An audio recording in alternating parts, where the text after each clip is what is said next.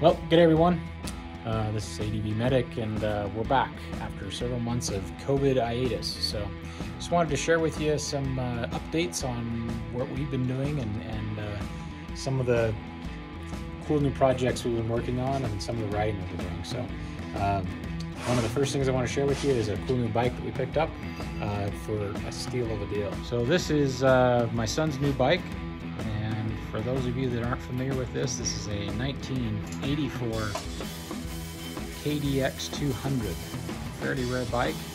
This is one of only the few years that they made the air-cooled two-stroke bike, and this thing is pretty much beat the crap. It's been really neglected. The previous owner told me that it hasn't ran for 3 years and that it has no spark. We've basically just got it home and just started kind of evaluating it, and I wanted to share with you real quick how we're doing that and trying to determine whether or not this bike is worth tearing into and get functioning. I'm kind of hopeful, especially based on how much we paid for this bike. I paid less than $100 for it, and it's mostly there. There's quite a few things missing, but I'll just do a quick run through of what we see so far, and then we'll show you how we determine whether or not this is a good bike to start with. The rubber on these is old. It does look like it's been sitting outside for 3 years. The front tire is flat, but the rubber's not terrible. I don't think I'd trust it at high speeds, but for some basic dirt riding, it'll probably be okay. We'll probably swap out the tubes just to be safe, and there's no rim locks, so we'll have to do something along those lines. The chain and sprockets actually look pretty much brand new. They just look like they've been out for a long time, so very likely just a good soak in some kerosene or just an oil, and then we'll clean them really good, and then do that, and then we'll clean them and condition those real well. This one has front and rear drum brakes, so we'll need to take a look at those. As of this point, we essentially have no controls, so we've got some bare cables. This brake cable looks like it's in pretty decent shape. We've got a kill switch that may or may not be functioning. We've got a clutch cable that is completely clapped out, so a new one of those will be in line. These actually came with a headlight on them, and so this one we'll have to figure out which wires are what. And Climber does sell a manual for this bike, but I've become a little less of a fan of Climber manuals, because the only thing I've really used them for over the last few years is torque specifications. So I may still get one, but at this point I'm probably going to shy away from that. The front fender is actually on backwards as far as I can tell, and it's broke off in the back, so I'm guessing they probably looped the bike, snapped it on something, or broke it, and they cut it off the rest of the way and then put it on backwards, which I guess kind of works, except it's going to fling all the dirt and dust and most importantly rocks up into your shins and knees, which doesn't sound like a great idea. So new front fender is definitely going to be in line.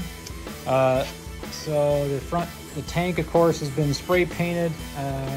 We'll see what comes along with that, but other than that, it's got some old gas in it. Petcock's really dirty, and so we'll see what we do with that, but it may be useful, it may be not. We may do some type of restoration on that tank. We've got the fork boots are seeing better days, so just some Polysport boots will come along for that. Great. These are the air shocks, and they're actually quite plush. They're really quite good, so we'll take a look at those, really inspect the seals really well, but these are becoming really tough to find parts for, so we'll do our best with those. Some of the cables and stuff for this are looking like they need some help. This actually had a timer that went up on the dashboard, and so those were kind of they weren't really accurate, and so they gave you a mile count and they gave you a time on there, but they weren't really used because they tend to be pretty inaccurate. So we probably won't bother with one of those, and really we don't care about a speedometer on this. If we ever wanted one, we can do a vapor or something along those lines. The head pipe's in pretty good shape. It's got this one big ding in it. We might be able to work on getting that popped out. But even still, it's not enough to worry about, you know, riding it that way. But probably just cleaning it up and painting that with some good stove cleaner paint would be a good idea. The motor itself appears to have the stock paint on it. And so it's actually in pretty dang good shape. We're gonna have to go through and check all the seals. We'll of course drain the oil and do an oil flush on it and that, but it does move through the gears pretty well. It has some good compression, and did a compression test and it's within spec, and we actually have spark. So we pulled the spark arrestor and we'll show you how we did that. Of course, this clutch cable is pretty much useless. I mean, it's down to a few strands, so we're definitely going to replace that, and then we'll probably have to adjust that clutch, I imagine. Foot pegs are destroyed. We're going to definitely have to replace those. This brake lever's definitely seen better days. We'll have to see what we can do about that. I imagine we can probably use it. I'm a little concerned because it has a crack right here, but it might be okay. So definitely some brake lever or some foot pegs. This has one of the very first aluminum swing arms, and it also has a very nice monoshock on the back. It's what they call the Unitrack system. And these are quite good, quite advanced for their time. One of the best suspension systems of the day. And they have a nitrogen reservoir on the top, and these are built basically the way they are now, just a little less customizable, and these ones weren't near as adjustable as just a few years later, but it feels quite good, and we're really not, if you can see in there, we're really not leaking anything. So I'm not sure if this has been serviced, but it is surprisingly plush for, a 36-year-old bike. We've got, of course, on the back here, we're gonna have to take a look at those brakes as well. And the rear tire is still holding air, but you can see here there's a few cracks in the rubber. And so we'll probably end up having to replace that tire. I think a set of Tusk tires probably a good way to go, or possibly some Michelins. And that'll be awesome. This silencer definitely leaves a bit to be desired.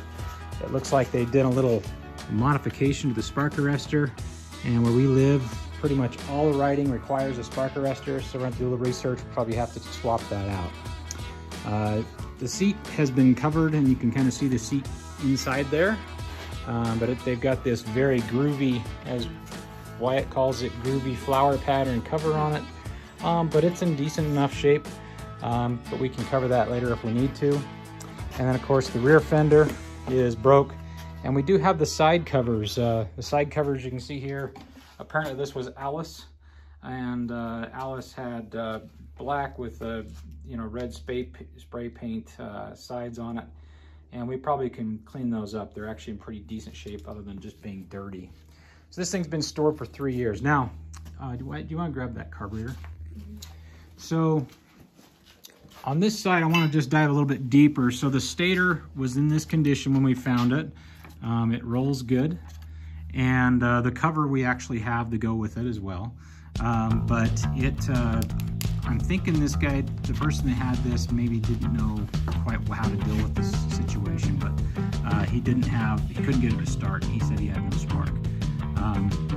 What we've done is we went in here and removed this boot right here, and then remove the spark plug, and then plug the spark plug back into the wire, into this wire here, and then just put it up against the motor, and then just kicked it over. And I think there's plenty of videos showing you do that. This has a nice, good blue spark. So that tells me that this has spark in it, and it should fire up as long as it has the right air-fuel mixture. So that's a really encouraging thing, because I thought going in that it might not be the case.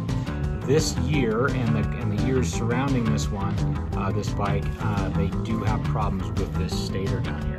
And in fact, a lot of people will swap these out. I've got to do a little research. This may be a stator and flywheel from a newer grade KDX200, but I'll have to do a little research to find out, because that's what a really common upgrade that people did, was put like an 88 or an 89 or even a 92 or 3 flywheel and stator in these, and reseated the magnets inside, which is kind of a common issue. But we'll go ahead and pull this apart and service this, get all this rust off of this as much as we can, at least, to make sure it's serviceable. I can, of course, get all the spider webs and stuff out of it. You can see here, this is a JT sprocket. So this is an aftermarket sprocket, and it's in really good shape. You can see there, it's in quite good shape. And this chain is not a really nice chain. It's not a nice chain. It is a decent enough chain. And it looks a little rough. We'll have to pull it off and really check it out close and see if it's worth keeping or not. Of course, there's the missing, ever missing always. It seems like on all bikes I ever get, they don't have a sprocket cover. A cover for that and an engine guard for that chain. The last thing I want to show you is this missing carburetor. So this stock comes with this carburetor, which is Keyhind 32 SNK. So if you're familiar with these, great carburetors, really reliable, and you know, as long as you keep them clean and keep them tuned up, they really work forever. Unfortunately, this one came in this condition. It's been open, and on this bike, it was basically just sitting in here like this when we got it. And then the guy kind of shoved it under the boot later on when I picked up the bike. So this is a good carburetor, I think. It should be okay, but I think that guy, the reason he couldn't get it started was probably because he couldn't figure out how to fix the carburetor. So we possibly could work with this carburetor, but just to see, you know, our big thing with this is this bike is right now a fairly small investment. I actually got this bike and another one for $100. So we're essentially $50 into this bike. Now, if this bike can run, this is well worth our time and energy and money putting it in, say a few $100 into it to get it functional and safe for Wyatt to ride, right? Okay. So we want to determine whether or not this thing will even run. So what we're going to do, what I've actually done is I've ordered a cheap Chinese knockoff carburetor that should bolt right up to this. And we'll pour a little bit of gas in it and see if we can get the thing just to kick over.